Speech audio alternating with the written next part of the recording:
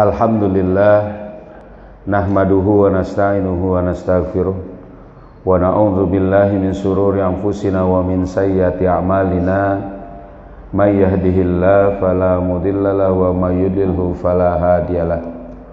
Asyhadu an la ilaha illallah wahdahu la syarikalah wa asyhadu anna Muhammadan abduhu wa rasulul la nabiyya ba'da.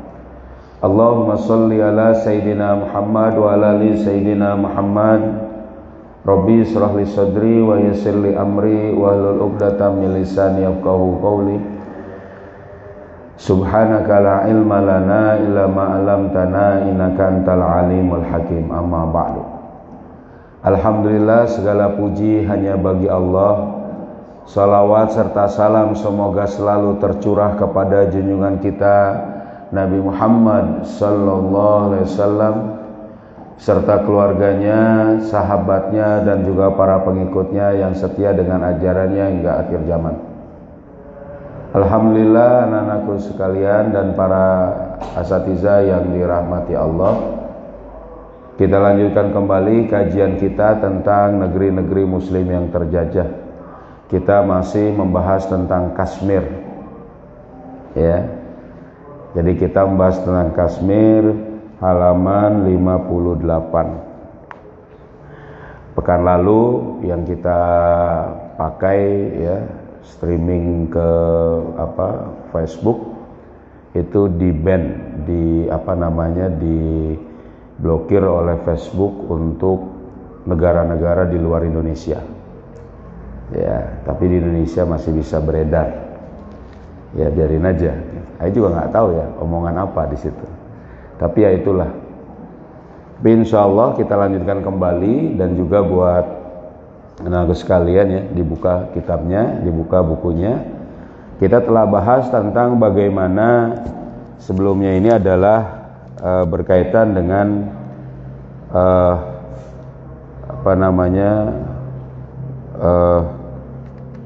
kerjasama antara India dengan Yahudi untuk menangani masalah Kashmir.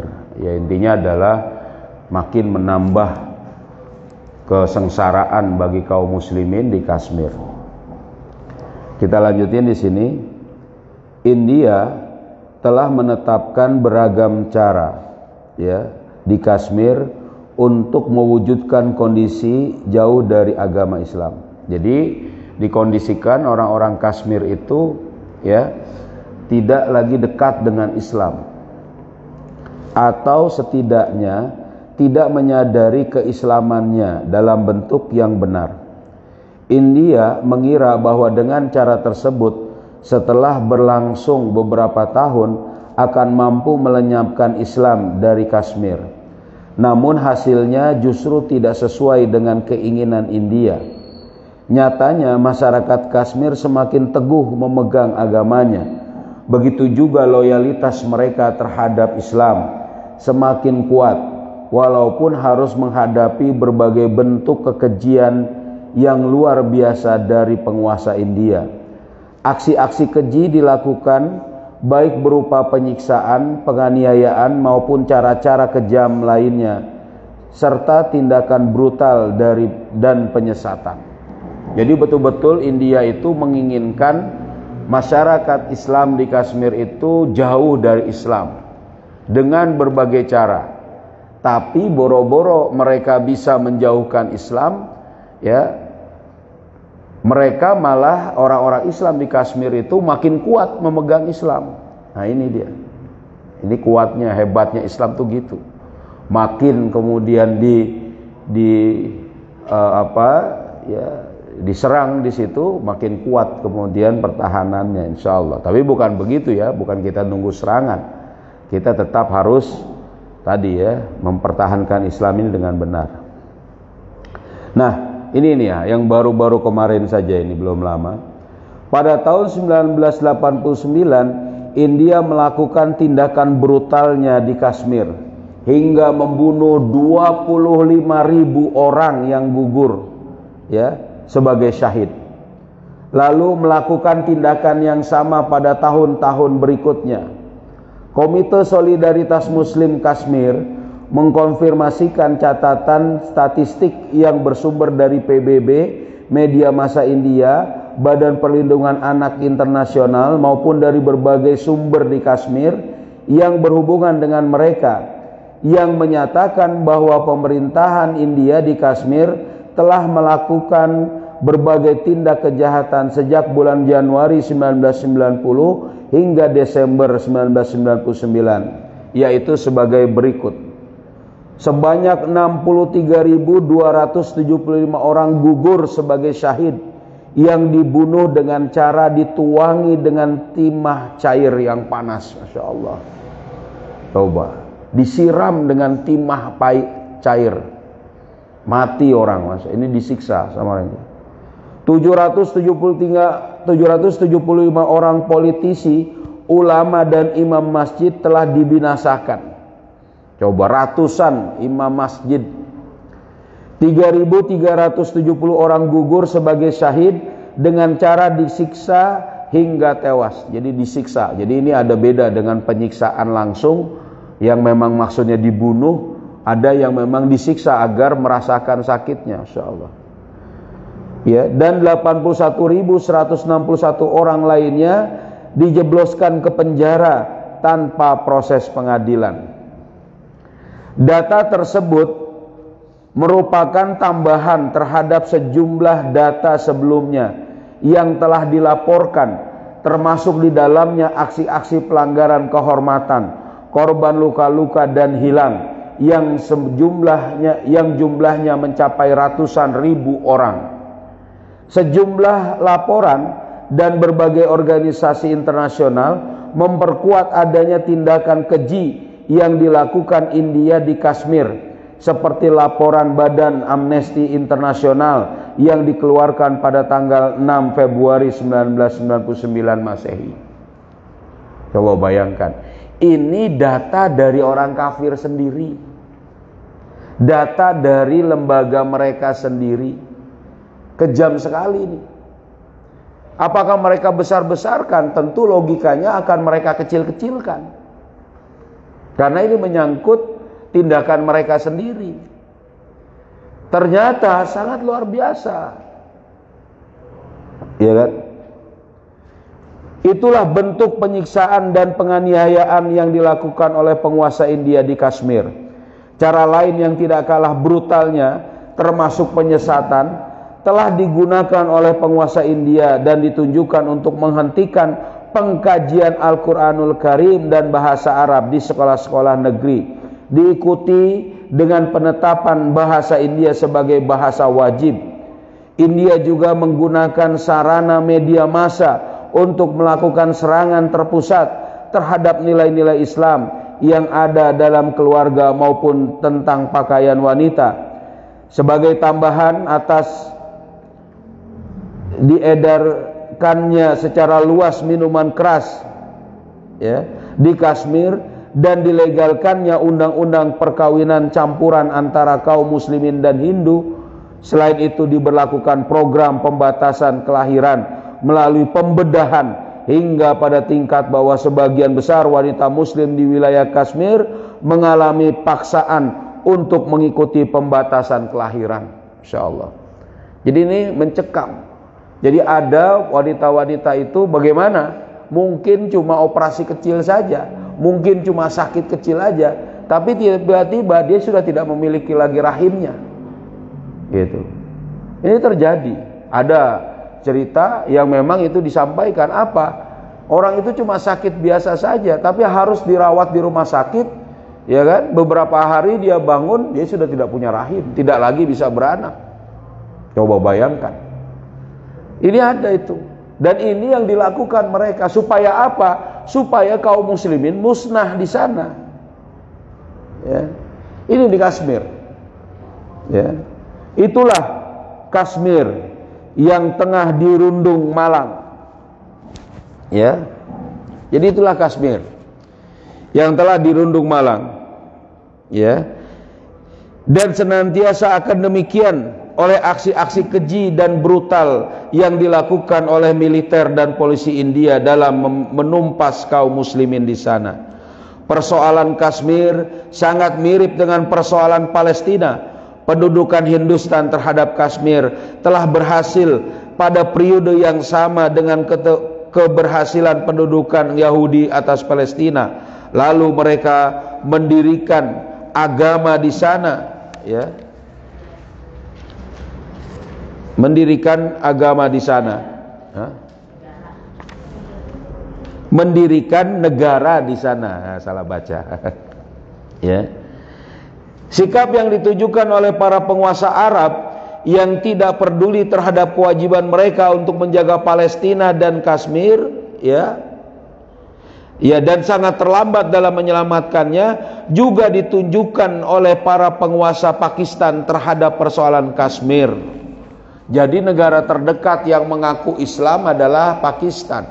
Tapi ternyata juga tidak peduli, sama seperti negara Arab tidak peduli terhadap Palestina. Coba,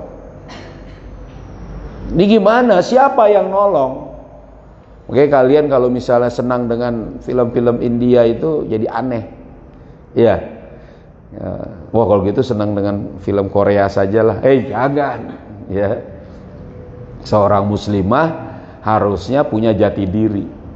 Ya, kalaupun misalnya mendengarkan atau misalnya melihat ya hiburan-hiburan seperti itu, ya biasa saja, tidak perlu sampai tadi dibawa. Ya lihat saja misalnya, oh itu begitu cara mereka, ya sudah, atau mungkin ditinggalkan. Kenapa begitu? Karena mereka kejam ini, orang-orang India ini. Kepada siapa? Saudara kita di Kashmir. Ya. Termasuk juga Pakistan, yang Pakistan bagaimana membiarkan Pakistan tetap berdiam diri dalam periode waktu yang sangat panjang.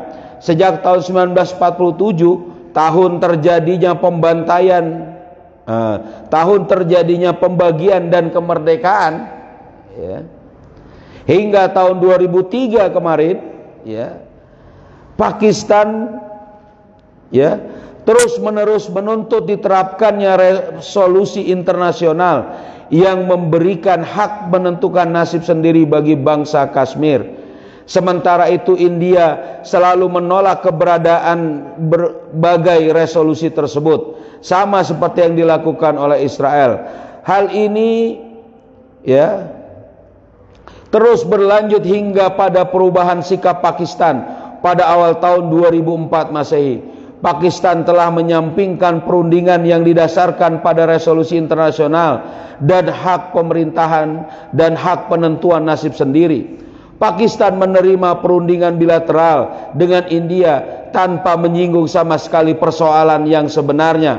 Pakistan menerima dihapuskannya syarat-syarat yang dahulu pernah diajukan berkaitan dengan hak penentuan nasib sendiri bagi bangsa Kashmir. Lengkap sudah. 2004 malah nggak disinggung sama sekali oleh Pakistan. Saat ngomong dengan siapa? India. Ya, ini pengkhianatan anak sekalian. Pengkhianatan kepada umat. Padahal mereka itu memegang tampuk kekuasaan umat, merasa menjadi pemimpin umat, mengambil harta kekayaan umat, itu pemimpin mereka tuh. Tapi apa? Mereka berkhianat. Ya, dia biarkan itu saudaranya di Kashmir. Nah, terbengkalainya nasib Kashmir dan tidak diperdulikannya pembelaan terhadap kaum muslimin Kashmir, penyebabnya bukan karena kelemahan kaum muslimin di Pakistan. Nah, bukan karena Pakistan itu lemah. Ya. Apa ini? Sebab mereka memiliki kemampuan untuk mengembalikan Kashmir dari India dengan mudah. Penyebabnya justru ada pada para penguasa Pakistan yang menjadi antek Amerika. Nah, ini dia. Ini penguasa Pakistan pada waktu itu menjadi anteknya Amerika. Ya. Posisi mereka amat lemah di hadapan India dan persoalan Kashmir. Ayub Khan, ya, terjun dalam peperangan pada tahun 1965 karena persoalan Kashmir. Namun dia menyerahkan 3 buah sungai yang menjadi hak Pakistan kepada India. Sementara Yahya Khan dan Zulfikar Ali Bhutto, keduanya telah melepaskan Pakistan Timur pada tahun 1971 Masehi yang kemudian berubah menjadi Bangladesh pada masa Ziaul Haq. Jadi akhirnya sebenarnya apa? Malah nyerahin wilayah, ya, dengan alasan ya tadi membela Kashmir. Nah, India mencaplok puncak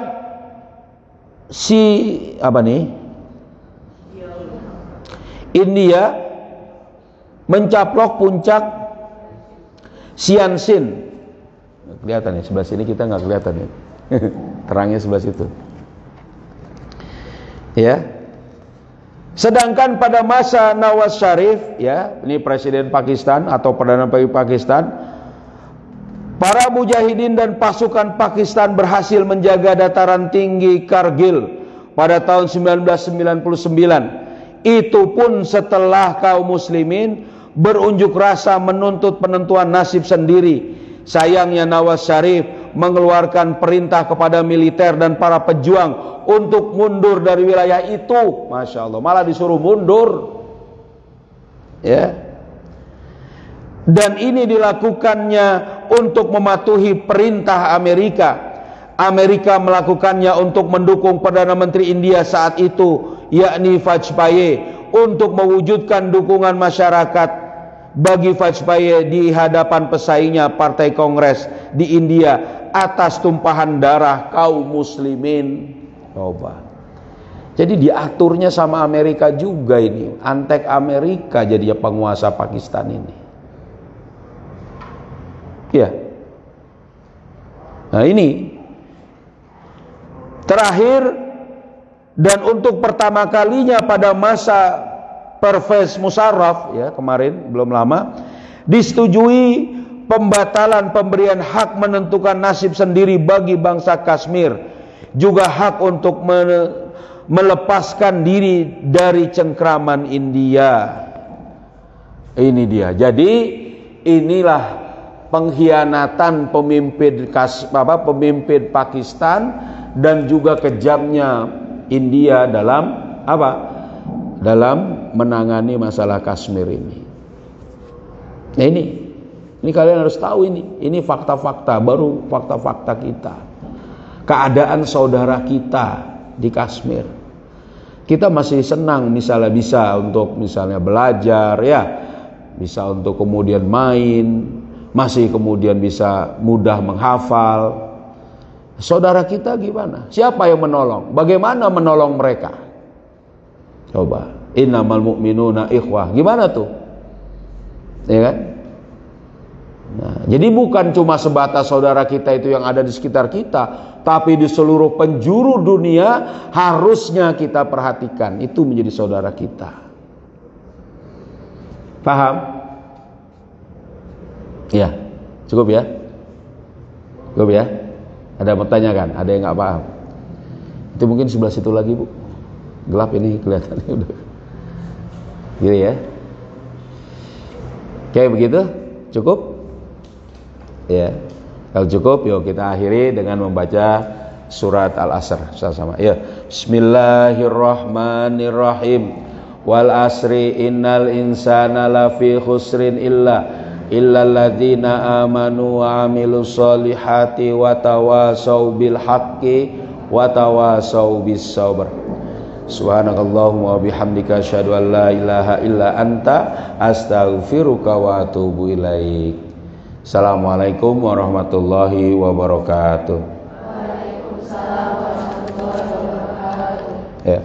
Allahumma salli ala sayyidina Muhammadin tibbil qulubi wa dawaiha wa afiyatil abdani wa shifaiha wa nur nuril absari wa diyaiha wa ala alihi wa sahbihi wa sallim. Allahumma salli ala sayyidina Muhammadin tibbil qulubi wa dawaiha wal afiyatil abadani wa shifaiha wa nuril absari wa diyaiha wa ala alihi wa sahbihi wa sallim. Allahumma salli ala sayyidina Muhammadin tibbil qulubi